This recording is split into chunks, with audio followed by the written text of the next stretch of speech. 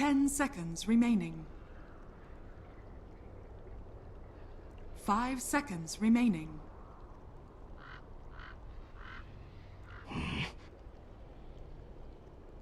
Phoenix's turn to ban. Radiant team pick. I speak for the trees. Phoenix's turn to pick.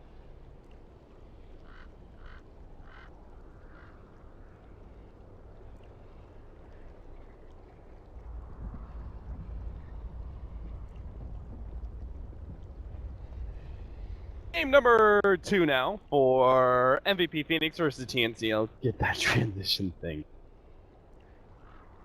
TNC versus MVP Phoenix. MVP Phoenix have already lost 2-1 against Fnatic, and they could be losing this next series as well. They're already one game down.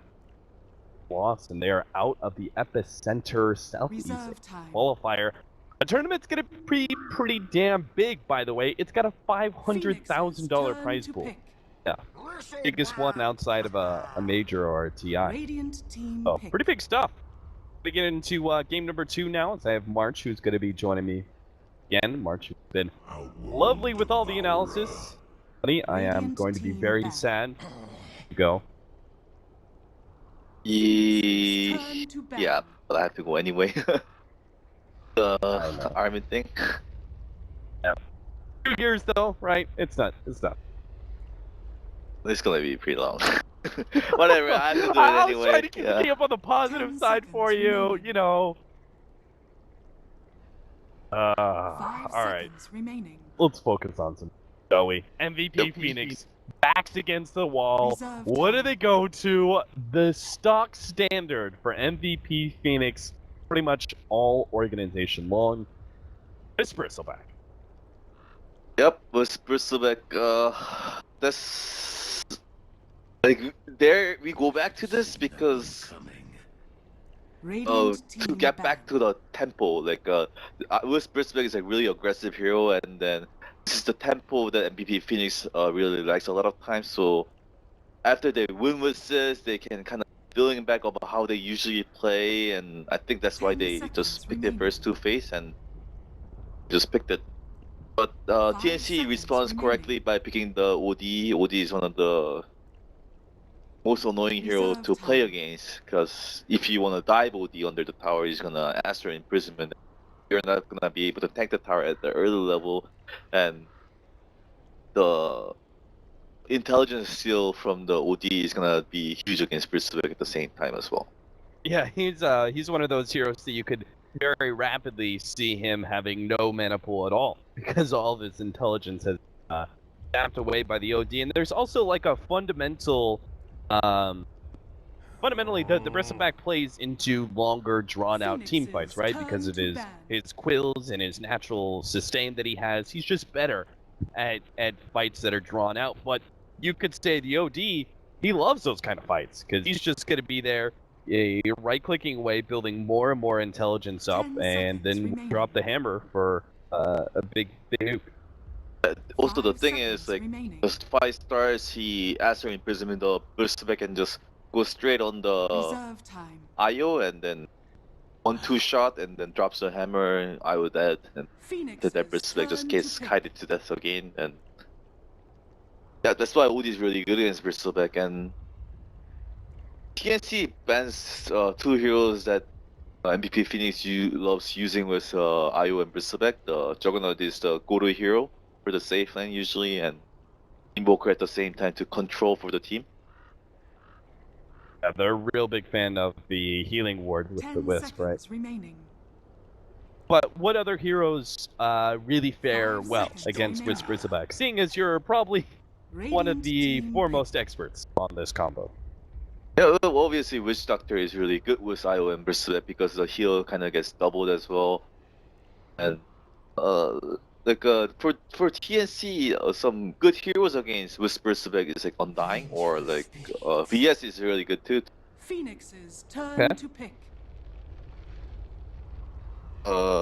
Disruptor is also really good against Bristleback as well.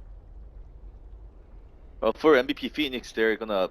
I think they can actually go like Omni Knight safe lane as well. Oh, really? Yeah, that's what that was one of the cars too. Just because like if you see this, OD is gonna make a 10 hell for seconds Bristleback, right? remaining. Uh-huh.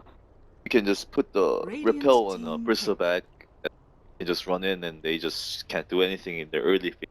And TA, yep, a lot too. A matchup against the OD, one of the few heroes that can do okay, right? It's still a winning matchup for OD though. But are we putting the Wisp Bristleback though? No, Right? no, this Bristleback is offlane 100%. I 10 think OD seconds is remaining. probably safe lane though. They can 5 seconds remaining. some other heroes mid like Viper or something and deal with TA, but I think OD Reserve does really time. well against Bristleback in the safe lane. What about Razor Disruptor. or TNC to match up against Phoenix's turn Assassin? to ban. Because that would also be a good hero against the But like, actually, like a lot of people think the Razor is good against Bristleback, but Bristleback can just not good Razor and just run around 10 with just kill seconds spraying him remaining. and it's still okay. So Oh, okay. I don't really think 5 Razor seconds counters. remaining. I don't find Razor too much annoying. Okay. Reserve time. But Our TNC, yeah. last bands. You called the Disruptor. Or TNC. Can you call the last hero? Viper? No, it's not gonna be Viper. Well, like Ember is pretty good for TNC as well. Like Ember does really okay against TA. And it does really well against IO as well, because if you see the MVP Phoenix lineup, they don't have any stun.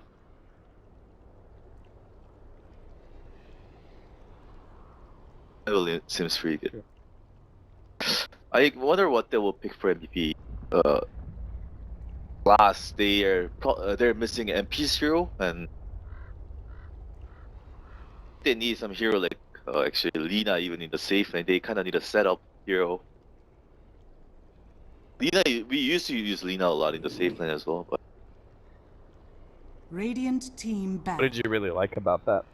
Lina, like it was around the TI5 era where when Lina was just popular and her Euro range was long and then a lot of setup can be done. So the biggest flaw of this Bristleback 10 lineup is that seconds remaining. you have to chase a lot of times, and you need a hero that can Phoenix's just turn set to up pick. for you.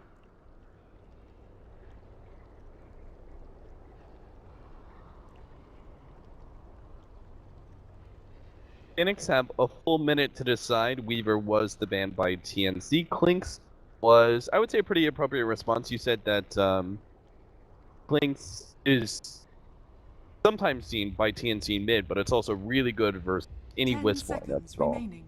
It's really good against Witch Doctor and Wisp. So, 5 seconds but remaining. I don't think they would have used it at all. Yeah, TA is not a matchup that you. Reserve time. Maybe Phoenix needs a setup hero for sure right now. Some kind of control. They don't know what TNC is gonna pick right. And NP is also gonna do a lot of map control as well, so they need to watch out for that at the same time. Boom. Ooh. Radiant team pick. Okay, I guess that's a hero that can match up against Nature's Prophet. Fine, I suppose. The match to OD, able to just take him out of the fight. TNC, they're gonna have multiple cores here to rely on for damage, most likely, with the last pick still out there. I'm not sure if I really 10 like the seconds Doom, remaining. but if Doom gets like the Purge creep or like the 5 anything, seconds like you remaining. can just Doom a hero and then start purging the opponent, like maybe it can be a good control. So Reserve time. hero mid against Oh, TA. they go back to the Jakiro mid! Oh god. Arch, help me out. Is this gonna be the time that I see Jakiro mid win a game? This is like one of the best matchup for the Shakira though. So, but I have I- seen Kyo play TA against Viper and what do you call Viper and Venomancer and stuff like that and get hard countered, but he still just goes jungle or like comes back to the game was getting kills. So, You know, March, this is gonna be the game. If Jakiro if Jakiro mid cannot win this game, 10 then seconds I'm just gonna remaining. call. Every single time I see Jakiro mid, I'm just gonna be like, nope, that team lost like instantly. Because you're right. This is the matchup. Like Templar Assassin versus Jakiro. Like you couldn't ask for a more favorable matchup for the Jakiro. So if this game is not the game that he wins, then I don't know how we ever will. but also the Wisp and TA synergize really well together. So, like the way their MVP is gonna play this is they're just gonna send the Bristol back and let him get some experience, and Febby's gonna stack a lot of the ancients while helping QO with this region. So it's important for TNC to block the ancients or contest the ancients somehow. Usually they're gonna guard it from the beginning, so we'll see what happens.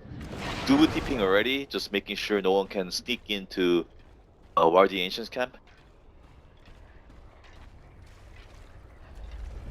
Party's gonna start off with a aggressive ward. Old pick. Oh, old pig! Damn, that's rough. March, do you care to explain? What is that? What is that insult? I don't know, Pig. he's just calling the Bristol back to like Oh, calling pig, okay, and okay. then he's just calling that I was his old pig. But Okay, fair enough. I didn't make that connection. I was just like, old pig, Jesus. That is some weird. You South Koreans have some weird taunts, but now it makes sense then. 30 seconds to battle. oh, they come in, but they don't really put any wards down. They're just getting out now. So that spoke up by TNC doesn't really work out too well for them. Their ward probably. I think TNC actually have won against once in the summit final. So they're pretty confident The playing battle against this as well. begins.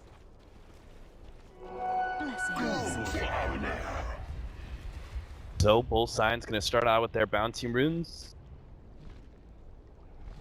Sentry gave it over to Jakiro. Oh, That's out this war.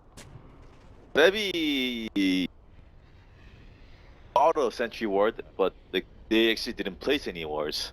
Just faked them, so maybe just wasted 200 gold. So he's gonna be really, and he didn't even get the bounty rune, so he's gonna be really delayed for him to the bottle. Dire's top tower is under attack. Well, he sees now that both of his camps are available. They're going to try and very early go on Ferev with a level 1 glimpse. Pretty interesting choice. There might just work out, maybe not get this kill, but they can get a lot of damage. Maybe they can kill Fairy Ferev, Fire. actually. Bringing him so low, the Fairy Fire. Oh, 19 HP. All he has to live on.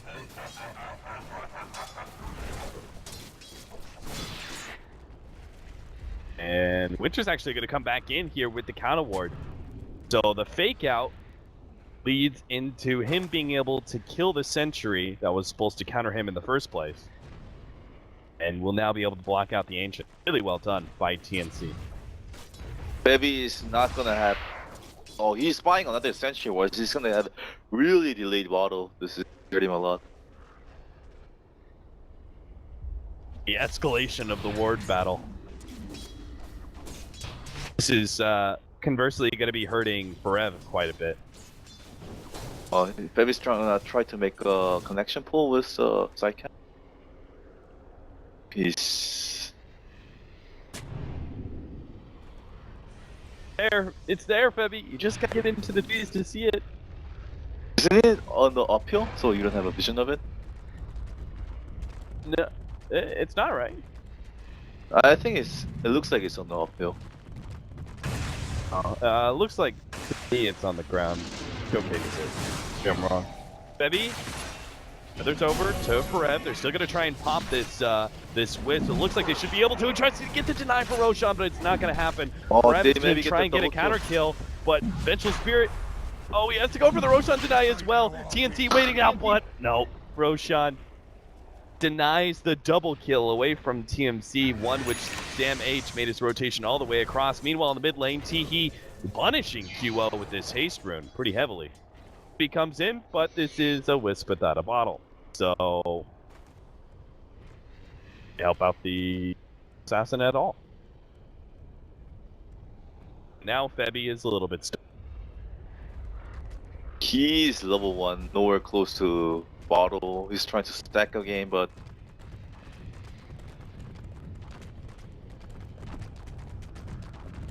he needs to go just stack the Hellbear camp and the area or the troll creep, and then actually just stack. But he found the ward now, though. Found it! Yay! He did it, Febby. Boy, this is one of the worst Wisp games that I've ever seen. Starting off. Even Q's not at doing least. well, so. 12-7 compared to 13-10 of Teehee. This lane, I think it reaches its peak right about now for Jakiro, right? When he reaches level 5 was level 3 Liquefier, that's what he was gonna do, but he has the 3 points in Jewel Breast instead. Min-rune, pretty important for QO to be able to secure this since the Wisp can't really help him out. They do have the Furion coming in, and Teehee will just chase him out and get to the Arcane Rune. Wow. Oh. Welcome to a world of even more spam. Well, it's got to be wrapped around on here. AU, is he going to get a ward behind the tower? Looks like it. They're They have giving the opportunity for a good glimpse. pass it to Febby so he can get a bottle right now. He's smart.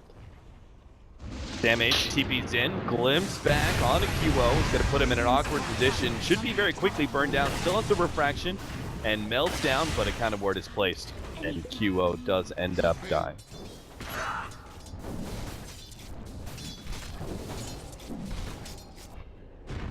Dire's middle tower is under attack. Maybe just a little bit more.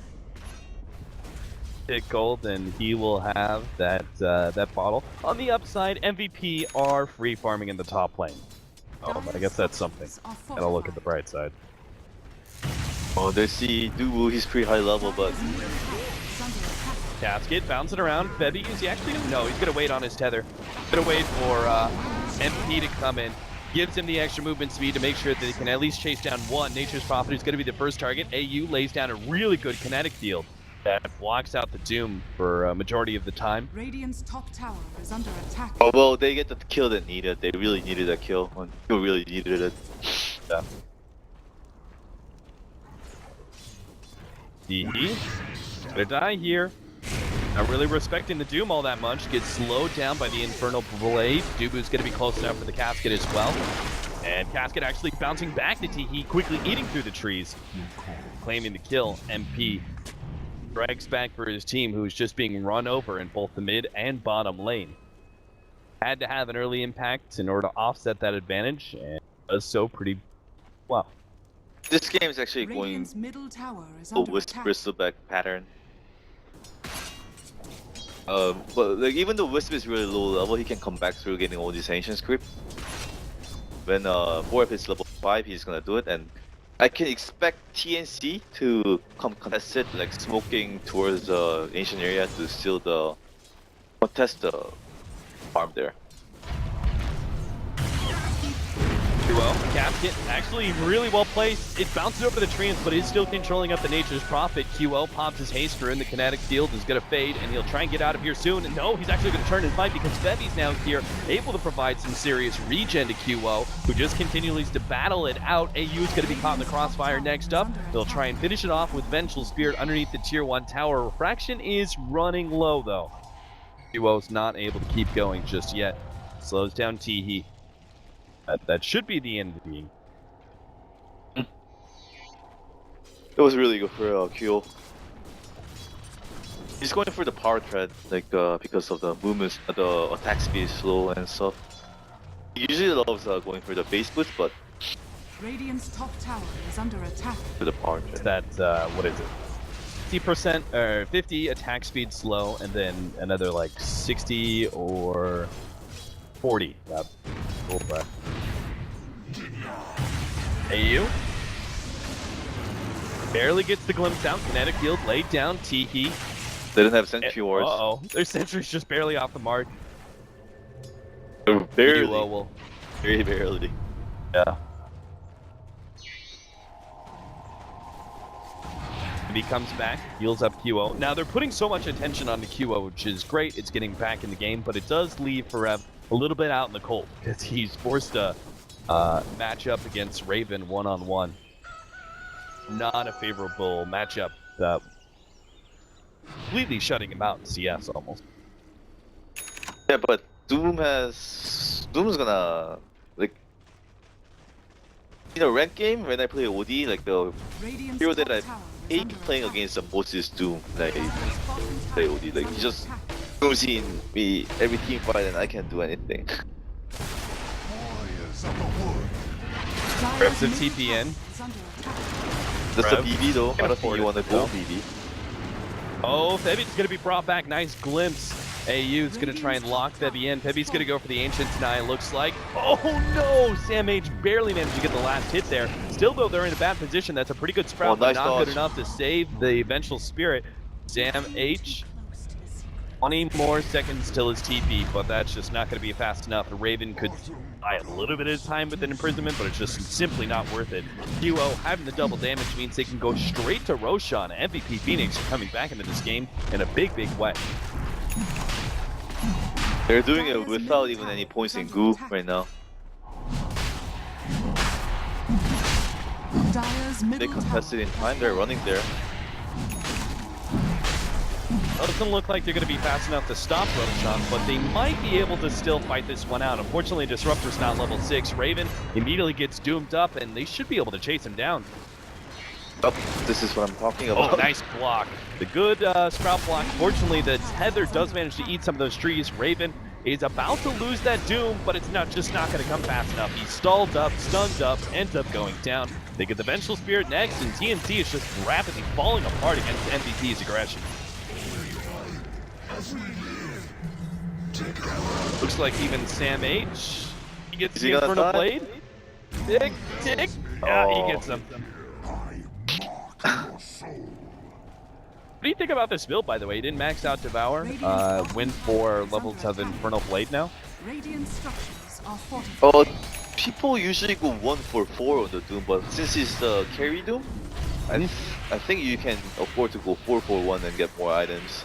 Yeah, he's going for Shadow Blade right now, which is good because he can go invis and Doom someone, and Bristol can TP in, relocate. So, yep, he's the one who has to go scout the enemy. ENC are going to have a hard time getting this game back into their hands. Usually, Bristol gets max through the farming the stacks, but he didn't even farm the stacks and back thanks to getting Roche and a lot of kills. This game is actually really looking good for the BP Phoenix.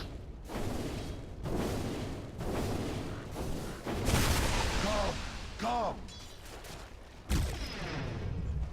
They're up right now by about 4,500 gold. They should have, especially on Dire's side, now that they've won back the laning phase, they should be able to have the next Roshan. Looks like they relocated to bottom lane for a quick kill on the Disruptor before he hits level 6.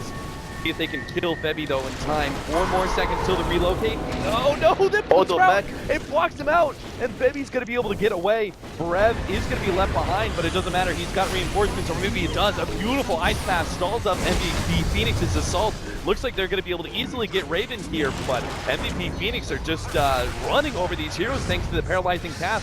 He turns around, gets off a dual breath on that Febi, who's come back into this fight thanks to the tether, but immediately ends up going down. Still though, he healed up MP, and that's all that's important, as MP is able to run down the Nature's Prophet, locked in by finally a level 6 Disruptor. And I am actually not too sure if that fight went MVP Phoenix's way. It looks like it didn't. Because of the gold advantage. Yeah, TNC got a lot of it out of it, but Q has Blink there completed now, and then he can be a huge impact in the team right now. So, well, that war, Q was trying to find it, but he can't find it. Oh, he finds it.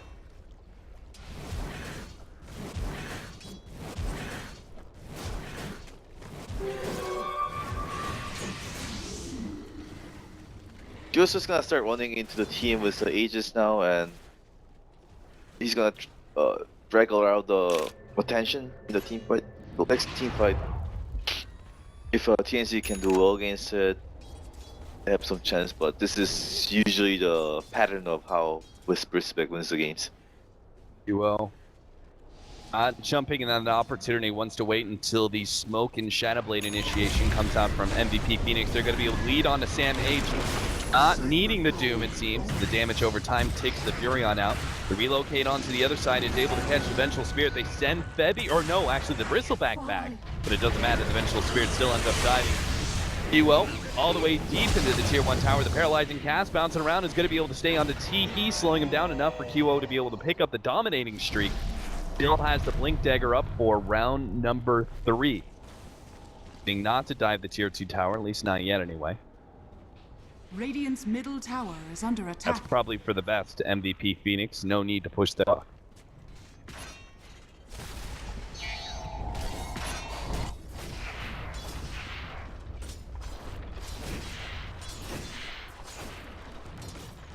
At this point, MVP Phoenix, how do they really translate this into a guaranteed win? Because they've already got a pretty damn big lead. But they just need to safely take the Aegis, but they can still keep making the aggressive plays right now. Like, TNC has to sacrifice at least more than one hero to kill any of the heroes right now. Peace side. This paralyzing cast had been so valued. They actually got the OD farther down. Looks like this fight is still going to play out though in the mid lane. Dubu is going to be run down by TNC. Managed to keep himself alive with the Voodoo Restoration plus the healed QO stuck inside the Static Storm. Almost ends up dying. Same goes with Dubu. They managed to glimpse him back, but it's still not quite enough. The sustain from Febby is enough for him to keep on marching through and keep all of his allies alive as MVP Phoenix again running over TNC time after time. Mega kill streak now complete for QO, and MVP Phoenix can this Tier 2 tower. Oh, the Witch Doctor heal did so much in the team fight. Radiant's middle tower is under attack. In conjunction with that a tether from Febby, they both did an excellent job of keeping QO alive through all that damage over time. And it's surprising to see Jakiro picked up against both Wisp and Witch Doctor. I would say the sustain offered by those two is a pretty good counter to Jakiro's heavy damage over time. Yeah, but usually Jakiro is pretty annoying for Wisp because like if you just use any spell and then it's damage over time, so Wisp cannot heal the. Oh, that's true. And bottle heal, right? And bottle heal, but at the same time, the Witch Doctor heal can still work. So, yeah. What you say is also true. Duo's looking to complete his Desolator here pretty soon. Dubu actually is pretty wealthy. 4 staff pretty soon. Are you trying to make an excuse for Jakiro? No, I'm really not. I still think this hero is just not a good 2 position. But he's pretty farm though. He is a Veil of the Scored and Drama of Endurance.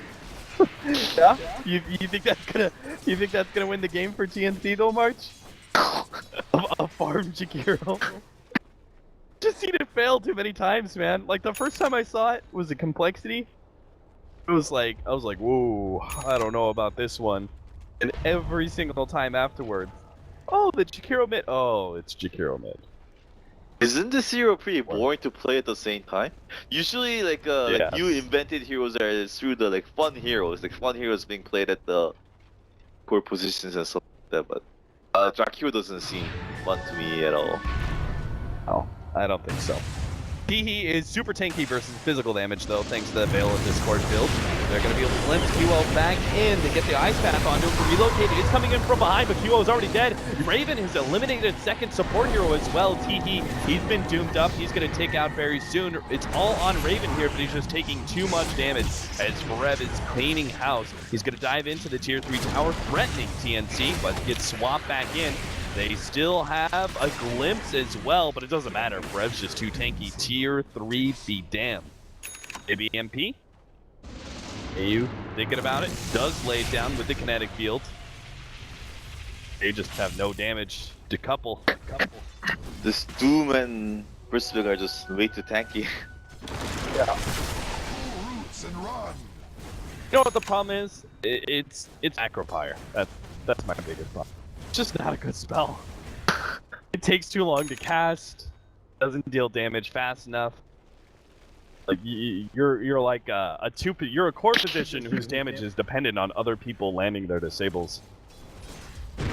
Yeah, I think Jakir is a great support hero. I'm down with support Jakiro. Oh, would you look at that? It's a QO room.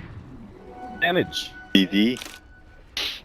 Roshan will be up in a minute and a half, so if he saves it for the full duration, they should be able to quickly take Roshan. Oh, Duba gets caught. Or they smoke? Oh, nice static storm. I didn't even see that relocate coming in, but apparently AU did, and they managed to get the kill on Baby because of it. Dubu, though, rocking the house with that ward. He's dealing out tons of damage. He's going to be able to kill Teehee, it looks like. Dubu will finally die, but QO gets the counter kill onto Sam H. Raven battling it out with QO right now, but he has to retreat with the imprisonment. And Winter being chased away by MP. Kinetic Field barely catching the Doom.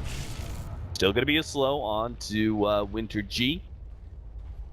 But I don't think MVP are going to be able to. So usually, like when you play Wisp against a disruptor, you don't want to rely on the relocate at all. You usually want to stick with the team and then move objective-wise. Because if you're moving together, disruptor actually doesn't do anything at all.